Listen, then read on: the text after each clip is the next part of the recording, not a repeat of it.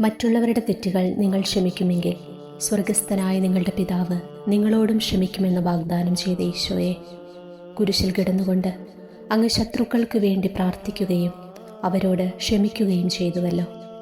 ക്ഷമാശീലനായ അങ്ങേ അനുകരിച്ചുകൊണ്ട് എന്നെ ഉപദ്രവിക്കുന്നവരോട് ക്ഷമിക്കാനും ഞാൻ ദ്രോഹിച്ചിട്ടുള്ളവരോട് ക്ഷമ ചോദിക്കാനുമുള്ള കൃപ തരണമേ.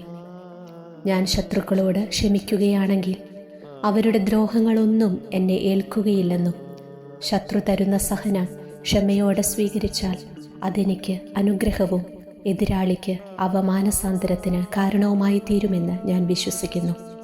പ്രത്യേകമായി ഞാൻ ക്ഷമിച്ചു പ്രാർത്ഥിക്കാൻ കടപ്പെട്ടിരിക്കുന്ന ആരാണോ അവരെ ഈ സമയം സമർപ്പിച്ച് പ്രാർത്ഥിക്കുക. ആ ആളെ സമർപ്പിച്ച് പ്രാർത്ഥിക്കുന്നു.